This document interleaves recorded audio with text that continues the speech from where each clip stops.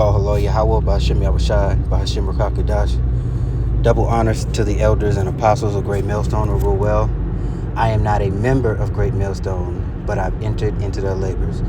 Peace, mercy, and blessings to the sincere brothers and sisters doing this, wherever you are, whatever your lot may be. I woke up this morning. I'm going to just get straight to it because I'm driving. I woke up this morning and I decided to read, I believe it was Isaiah 34, and then I read Isaiah 63. And as I got to the bottom of Isaiah 63, I saw verse 15, and I thought, let me pull that up in the NLT. And it was a beautiful thing. It was refreshing. And that just goes to show that, Yahweh, Ba'ashem Yahushai, he knows he knows exactly what you need when you need it in the measure that you need it to kind of restore your spirits, because for a while I had been feeling low. And we go through those things in our walk where sometimes you're low in the spirit, sometimes you're not, right? And it says, be patient. That's what the word says. Be patient in when you're transferred to a lower state. Now that could mean low on funds. That could mean spiritually low. Any kind of low. Anything that is negative, you're gonna want to hasten your way out of that bad situation. But it was just a beautiful thing that Yahweh Ba'ashem Yahushai did for me, and Barakatah Yahweh Ba'ashem Yahushai for it.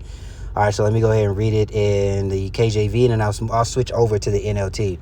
Okay, and this is Isaiah praying for like a pardon and mercy, which what the spirit we ought to be in right now. Because if you think that the Lord isn't angry, as it says, he's angry with the sinner every day. I want to get that too, but I'm at a light. Let's put it up like this. Let's do it like this.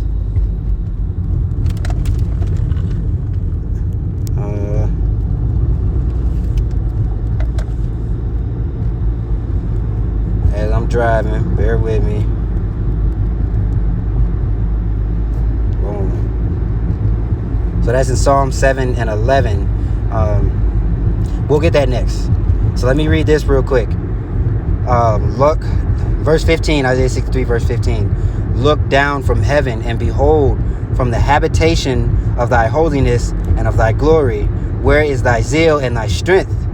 The sounding of thy bowels and of thy mercies towards me. Are they restrained? All right, so let's get it right here. Okay, so you see the title or the header, should I say, prayer for mercy and pardon. Lord, look down from heaven, look from your holy, glorious home and see us. And that's what we ought to be praying. See us when this devil comes down and do what he does best, which is be a hammer, which is be a whooping stick, which is be the sword of the Most High, nothing more. You're going to want to pardon, because when he sends those spirits under these people, these heathen, and even 2/3 of our own people, brutal things you're going to witness brutal things. They're going to happen. Things are going to get crazy, and it's too late to pray for that then when it happens. Pray now. Let me finish this verse, man. Let me get to this real quick. All right. Look down from heaven. Look from your holy, glorious home and see us. Where is the passion and the might you used to show on our behalf? Where are your mercy and your compassion now? And that's what folks are going to be screaming.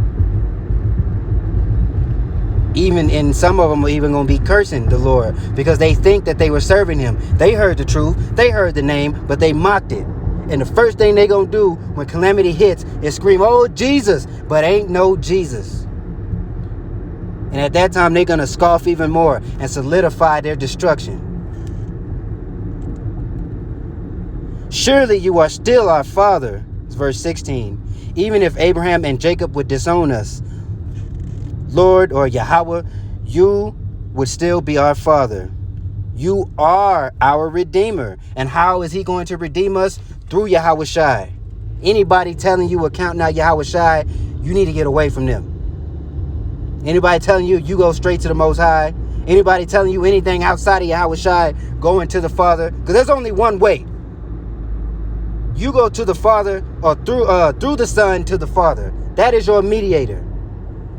It was Aaron and his son, Melchizedek, Aaron and his sons. Moses, Aaron and his sons, the Levitical priesthood, and now Yahweh Shai.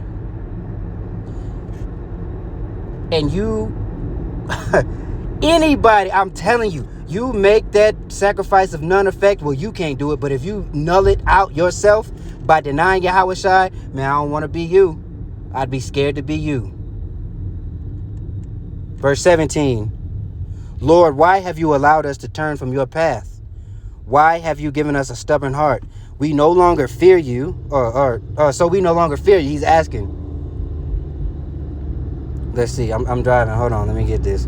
Return and help us, for we are your servants.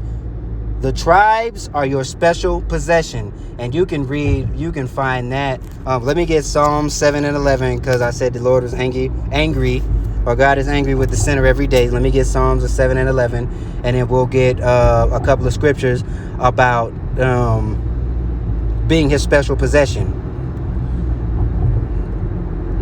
So let's get Psalm 7 and 11. And I already got that highlighted. God judges the righteous, and God is angry with the wicked every day. If he turn not, he will whet his sword, and he hath bent his bow and made it ready. So that's for the 2/3, and ultimately all the rest of these heathen who are going to suffer the wrath of Yahweh Bashim Yahweh Shai. Only the remnant are coming out. So now I pray that is us, those of us who are listening, learning, teaching, reading, prophesying, all of that. I pray that we are the remnant and we stand true and firm until the end. All right, so let's get chosen. Special possession. Deuteronomy 7 and 6. And this is the Lord telling us, for thou art a holy people unto the Lord thy God. The Lord thy God hath chosen thee to be a special people unto himself, and above all people that are upon the face of the earth. That's one. And he is talking to the Israelites. You can read throughout the Bible over and over and over. The God of Shem, the God of Abraham, God of Isaac, the God of Jacob. I will renew my covenant with the house of Israel and with the house of Jacob. That is symbolic of the northern and the southern kingdom, right? Because that was a split after Solomon's 40-year reign.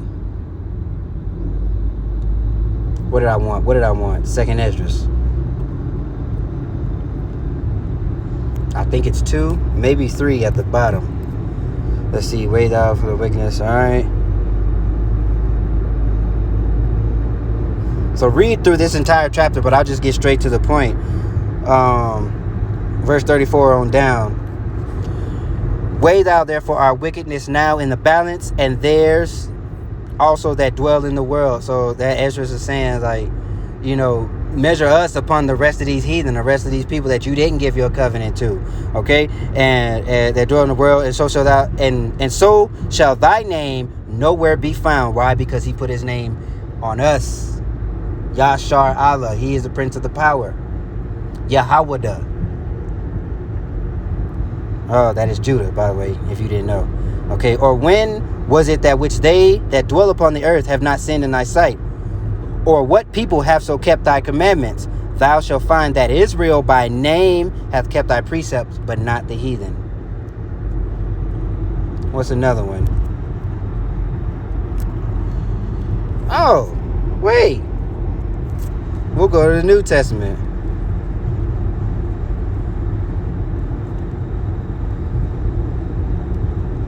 All right.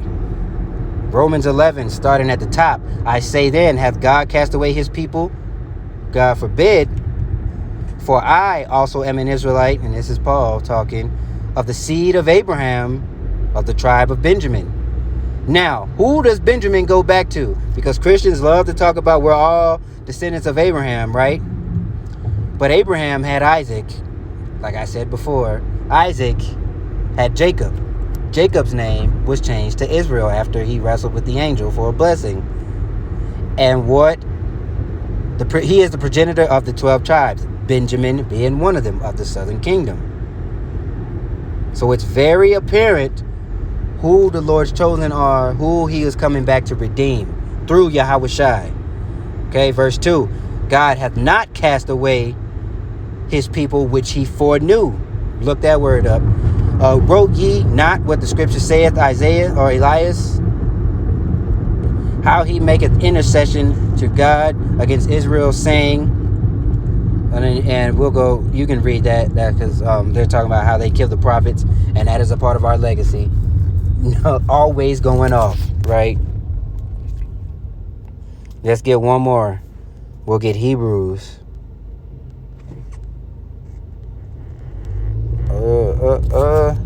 Closer to the bottom.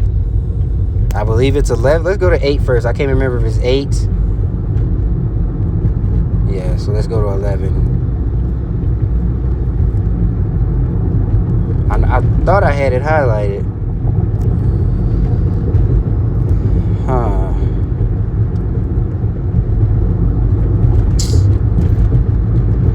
Maybe it is 8 or 7.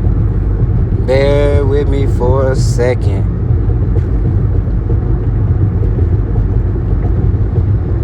Ain't nothing perfect.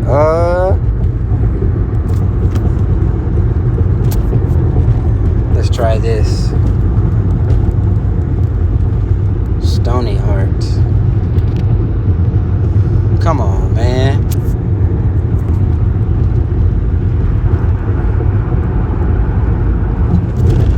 All right. Okay. Because I got to get that one too.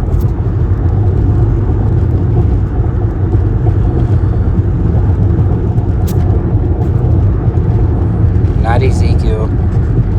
I need Hebrews 8. It was. Okay, so I was there. All right, my bad. Let's go back. 8 and 10.